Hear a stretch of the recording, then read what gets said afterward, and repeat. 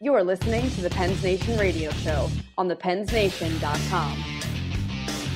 Follow us on Twitter at thepensnation. Well, I don't think, you know what, I didn't feel any different. Felt the same as I did before I found out, and I don't think right now I feel any different than I did for a year ago or anything. I feel healthy and I feel fine. But the only thing is different, I know I maybe have a cancer. That was Olli Maatta earlier today at the Pittsburgh Penguins 1 p.m. press conference. It was a little bit unexpected today. It came out of nowhere as Penguins defenseman Olli Maatta, he's going to be undergoing surgery for a tumor of the thyroid gland. Extremely sad news for a 20-year-old. Well, for anyone, but especially a 20-year-old. So the young defenseman of the Penguins, who has been probably one of their best defensemen this year, despite playing, through all of this. He's still plans to play the next few games and then eventually have the surgery next week to remove the tumor. 85% chance that it could be thyroid cancer. So certainly prayers go out to Olli Maatta and his family. Hope for a speedy recovery, and hopefully he can get back to living a normal life. This is the Pens Nation radio show. I'm Andy Hughes, joined by Nick Richter. We also are happy to be joined once again by Bob Grove of the Pens Radio Network. You can listen to him on Penguins Radio 24/7, 105.9 The X, a lot of different things, pregame, postgame, intermissions. He does the hot stove in the summer and Pens Week on Saturday mornings as well. Bob, welcome to the show. How you doing tonight? I'm great, Andy and Nick. Great to be on with you guys. I don't know. You listed all those things, Andy. I don't know There's a lot of he stuff, finds yeah. time to sleep. Yeah, you work it out, right? You guys have a passion for hockey as well, so you do. You do whatever you can to stay close to the game, and I'm just grateful I've had the opportunities I've had to do it. But it's lots of fun, that's for sure. Yeah, it certainly is. You do a great job, Bob. And let's get right into this Olli Maatta thing. What was your immediate reaction? And I mean, this is crazy for a 20-year-old. I mean, last year, as a 19-year-old, came into the NHL and made the team kind of surprisingly last year. And we all knew he had the talent, but the way he played last year was unbelievable. Then he made the Olympic team and won a medal. This guy has been through a lot for a 19-year-old, and then now a 20-year-old going through this. That has to be really tough on him.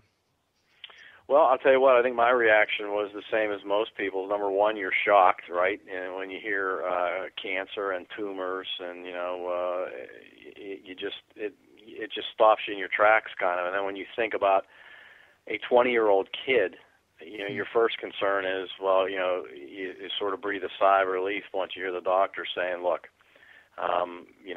we're gonna have the surgery. He's gonna play right up into it, and expect him to be out 4 weeks, and it should be good. No chemotherapy, nothing like that. Yeah. He should be able to live a normal life. So that's your first concern, obviously. And then the second thing that hits me, and I think hit most people, was when the discussion turned to the fact that this had been really suspected since training camp.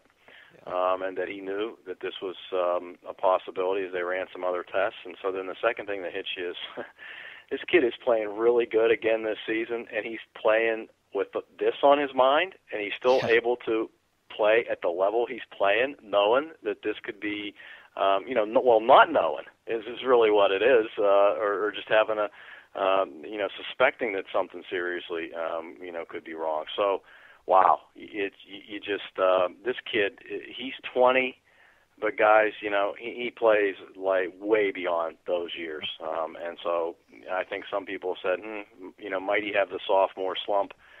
We haven't seen that.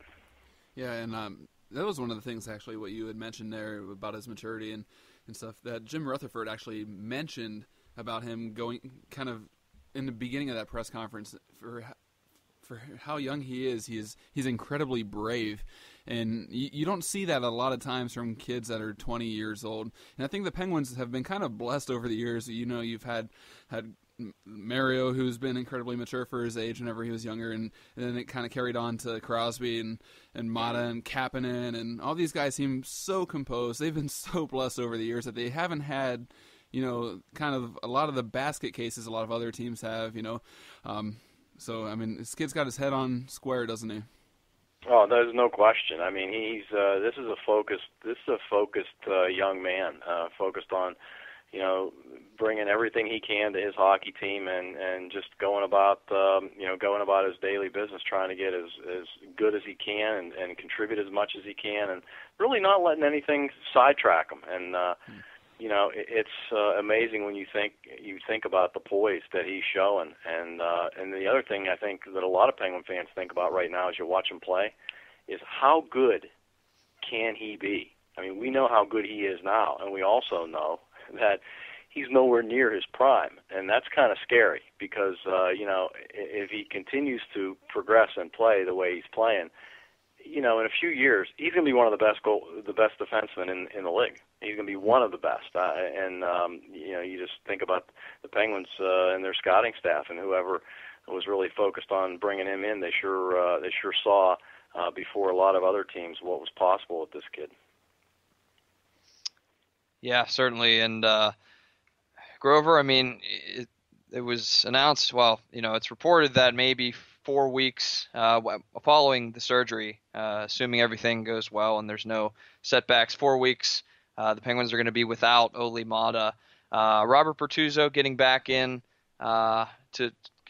full health. Looks like he's going to be ready to go pretty soon. I would guess that would be the man to put in there with Olli Maatta out. Or, you do have Scott Harrington, who's been on a bus ride, I guess, to Wilkes-Barre and then back to Pittsburgh and then back to Wilkes-Barre a little bit. And maybe you want to give him a chance. And then, I've even heard some people think about Derek Pouliot since he's a similar defenseman, but I like Pouliot, but I'm not sure if he's ready just yet after, coming off shoulder surgery himself, just like Maatta. He did have a goal in Wilkes-Barre the other night, but I think it may be a little too early for that, despite Mike Johnston knowing Pouliot. Do you think Bertuzzo is probably the guy to go in there for Maatta once he does head for surgery?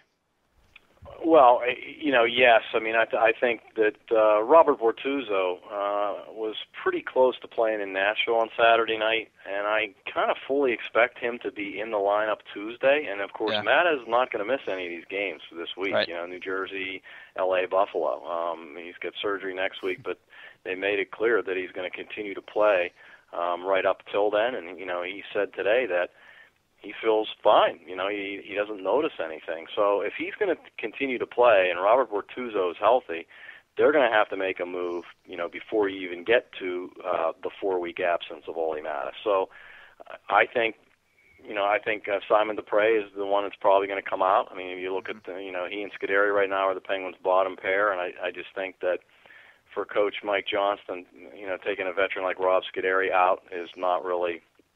I don't think that's really possible at this point in time. So, then when Maatta goes out, you've got Dupré back, and then you've got Scott Harrington would be next in line. And I agree with you on Derek Pouliot. I really think this kid's probably going to need this year in the minor leagues, and let's see how he deals with it. He's really he's only played a couple of games now. He's had a goal and an assist in his last couple of games, and we all know what he can do with the puck. But I think the question for him at the National Hockey League level is what can he do without the puck? How's he going to play in his own zone? And you're going to start to get a better read of that when you see him play a bunch of games in the American Hockey League. So I don't see. Right now, here at the end of October, I don't look out and see Derek Pouliot joining the Penguins for any big length of time this season, unless they get a rash of injuries, or unless he plays 20 or 25 games at the American Hockey League level and he is lights out, and that's pretty rare, relatively speaking. So, I think Harrington, Dupré, Bortuzzo, these are the guys that will be in there before he will be. Now, the Harrington situation strikes me a bit odd, actually, because he's been up for a while. He gets shipped back, and he gets 0 NHL games. Is there any inkling in your mind here, Bob, that the whole call up for Harrington was just in case something happened with Olli Maatta? I think having Harrington on board was he was the spare guy in case anybody got hurt. I don't know that, only they could answer if they were thinking about Maatta and whether this was going to manifest itself in a negative way prior to that.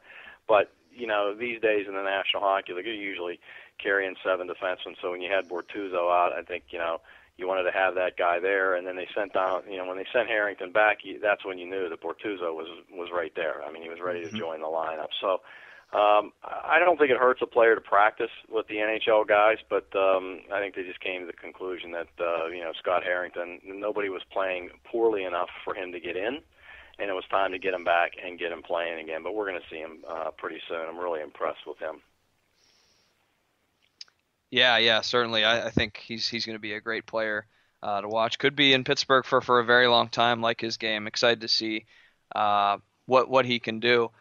Quickly, Bob, here, let's take a look back at, I guess, the past few games, the Penguins. And I mean, what have your thoughts been of the new coaching staff and the new acquisitions? A lot of new players, a lot of new coaches. Tocchet, Agnew, Mike Johnston, obviously. Having trouble with the Flyers once again in that 5-3 game on Wednesday night, and then it was another tough loss in Detroit in overtime where they blew that lead, and then the Penguins, I mean, they played very, very well in Nashville. So the coaching staff kind of got to see a lot of different sides of the Penguins, but they're hoping that they can continue a little bit of what they saw there on Saturday night in Nashville. Yeah, they have, I think, and that's when you've got a new coaching staff and you've got half a dozen new players, you really have to give a little bit of time so that you can figure out exactly what you have. And 7 games in, they don't know everything they need to know yet, but they're starting to get some glimpses because, let's face it, that game that we saw the Penguins play against the Flyers looked very, very similar to so many other games they've played against the Flyers. And there's that's one thing to have a game like that, but to fail to hold leads late in games against Dallas and especially against Detroit is it's early in the season, but it's problematic, and I think the Penguins need, under this system, to figure out how to best play while they have a lead and yet trying to play the way Mike Johnston wants them to play. But let's not make it too complicated. When you're up late in the game, do the right things defensively. You don't need any more goals, kind of thing. So the Penguins have enough veterans in that they should be able to figure that out no matter what their system. So it's a learning process. I mean, so far, hey, they've got points in 5 of the 7 games. I've been impressed with Mike Johnston. He, to me, is a guy who knows exactly what he wants. He's very analytical. You don't really get much emotion, at least not yet, out of him. And as far as the new players go, well, I'd say of the new players, I think you've gotten pretty much exactly what you suspected you were going to get when you think about Nick Spaulding and Patrick Hornquist and Steve Downey and what those guys have brought to the table. The one guy I would say who's probably shown you a little less than you expected would be Christian Ehrhoff. I thought he had a solid game in Nashville, but he just, for me, hasn't really been noticeable, and he's been soaking up a lot of minutes, and he hasn't seen a ton of power play time, but he has seen special teams, time on both sides, the penalty kill and the power play. I think he's got a lot more to give, and I'd like to see him, show some of his offensive skills, especially a little bit more.